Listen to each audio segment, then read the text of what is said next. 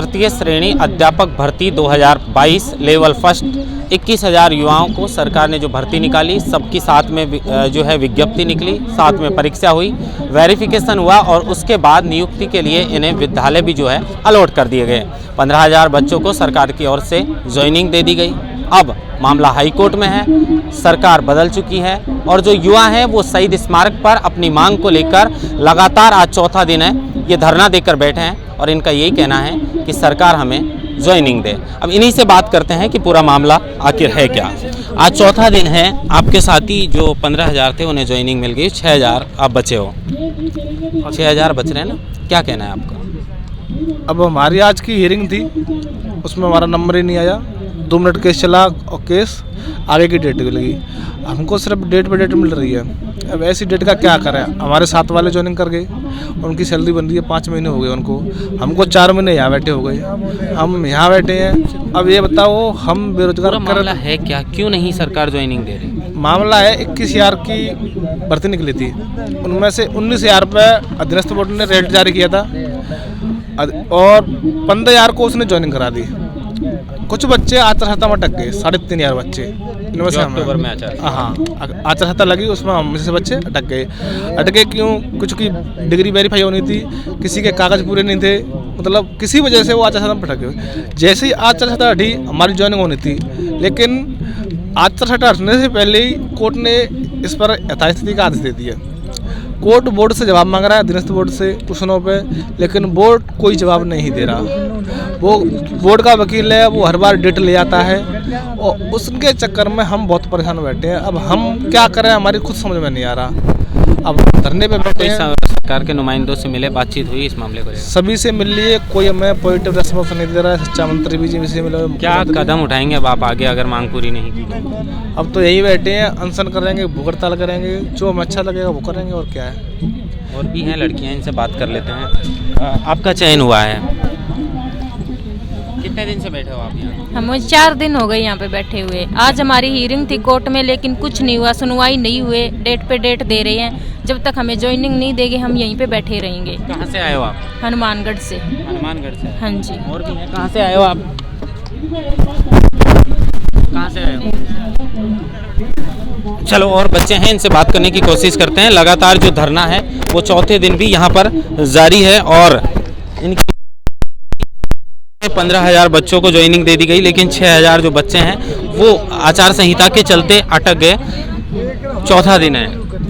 जी sir, हम 4 दिन से यहाँ धरना पे बैठे हैं। पहले भी बोर्ड भी गए, हर जगह गए, हर किसी के पास में गए, लेकिन हमारी आज कोर्ट में सुनवाई थी जिसके अंदर पुरजोर से बोर्ड की गलती बताई जा रही है। बोर्ड ने कोई भी हमारी ढंग से पैरवी नहीं की और जज सामने के सुनने से पहले ही फाइल को फेंक दिया और बताया जा रहा है कि बोर्ड ने अपनी कोई भी रिपोर्ट पेश नहीं की। 2 क्वेश्चन पे रिपोर्ट पेश करनी थी, बोर्ड ने कोई भी रिपोर्ट पेश नहीं की। बोर्ड का वकील है वो पता नहीं किन से मिला हुआ है, बोर्ड का वकील हमारी कोई पैरवी नहीं कर रहा है और हमारी भर्ती पे यथास्थिति का ऑर्डर है। यथास्थिति का ऑर्डर जब तक नहीं हटेंगे तब तक हमारे 3,900 बंदे हम बच्चे हुए हैं, उनकी स्कूल अलॉटमेंट हो चुकी है। 2,000 बच्चे वो हैं जिनका अभी तक रिजल्ट भी जारी नहीं हुआ है। हम 4-5 दिन से यहाँ धरने पे बैठे हैं, बोर्ड भी गए, सब जगह गए, लेकिन हमारा कोई भी नहीं सुन रहा है। परेशान हो चुके हैं मानसिक रूप से और आर्थिक रूप से, दोनों तरह से। और बच्चे हैं, कहाँ से आए हो?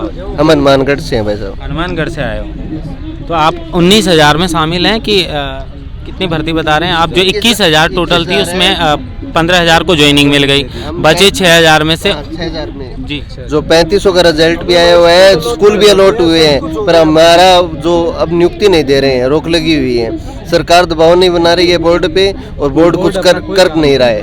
AAG की नियुक्ति कर दी तो भी वो AAG कोई अच्छे से काम नहीं कर रहा है, तो नियुक्ति नहीं हटवा रहा है। तो आपको शाम को धरना खत्म करना होता है या फिर रात को भी आप यहीं? रात को रुकते हैं हम यहीं पे। सरकार के किसी नुमाइंदे से बात हुई आप? सरकार के बोर्ड में जाके बात हुई थी हमारी, और जो चीफ सेक्रेटरी है उनसे भी बात हुई थी, पर वो आश्वासन नहीं दे रहे। मंत्री दिलावर से बात हुई थी, शिक्षा मंत्री जी से बात हुई थी, लेकिन शिक्षा मंत्री जी ने भी हमें यही आश्वासन दिया था कि मैं बोर्ड के सचिव मतलब अध्यक्ष साहब से बात करूंगा। सुबह अध्यक्ष साहब से मंत्री जी ने कितने बच्चे आप जो बता रहे हैं जिनका पीछे अब 21,000 में से 6,000 की मतलब पूरे पद बचे हुए हैं पीछे, उनमें से हम 3900 बंदे ऐसे हैं जिनकी स्कूल अलॉटमेंट तक हो चुका है। हम हाँ मतलब 2100 का रिजल्ट बाकी है। है। हमारे ये है सर कि हमें स्कूल अलॉटमेंट हो गया, हमारे सिर्फ और सिर्फ नियुक्ति आदेश जारी हो चुके थे, लेकिन हम आचार संहिता की वजह से अटके थे और उसके बाद में जस्ट आचार संहिता खत्म होने वाली थी, उससे जस्ट 2 दिन पहले कोर्ट ने यथास्थिति के प्रश्न उत्तर को लेके मतलब आदेश दे दिया था इस भर्ती पे, उसकी वजह से हम अटके हुए हैं। और प्रश्नोत्तर विवाद में बोर्ड अपनी तरफ से कोई पैरवी नहीं कर रहा है, कोई पैरवी नहीं कर रहा है। 5 या 7 सुनवाई हो चुकी है, उस बोर्ड अपनी तरफ से कोई ढंग से पैरवी नहीं कर रहा है। जस्ट 4 दिन पहले बोर्ड को आदेश दिया था जज साहब ने कि आप 2 क्वेश्चन पे हमें लिखित में आदेश ला के दो। आज बोर्ड ने अपनी तरफ से कोई लिखित में आदेश नहीं पेश किया और न बोर्ड का वकील ढंग से काम कर रहा है, न बोर्ड के अध्यक्ष साहब ढंग से काम कर रहे हैं। तो देखिए ये युवा हैं जो 21,000 जो अध्यापक लेवल 1 की जो भर्ती हुई थी 2022 में 15,000 जो युवा हैं उनको नियुक्ति दे दी गई, लेकिन जो 6,000 बच्चे बचे थे उनमें से 3900 ऐसे बच्चे हैं जिनको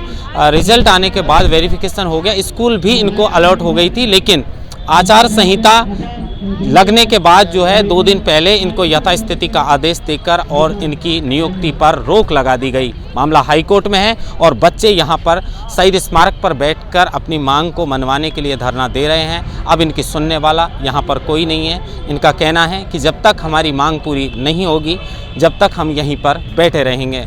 आचार संहिता जो चुनाव से पहले आचार संहिता लगी थी, उस आचार संहिता में सरकार बदली है, लेकिन इन युवाओं का क्या गुनाह था जिन्हें 3900 बच्चों का रिजल्ट आने के बाद स्कूल भी जो है वो अलॉट कर दिया गया और इनकी नियुक्ति पर रोक लगा दी गई। अब मामला हाई कोर्ट में है और इंतजार रहेगा क्या इनकी जो आवाज़ है वो सरकार के कानों तक जाएगी और क्या इनकी समस्या का कोई समाधान निकलेगा। महेंद्र बांसोटा, TV9 जयपुर।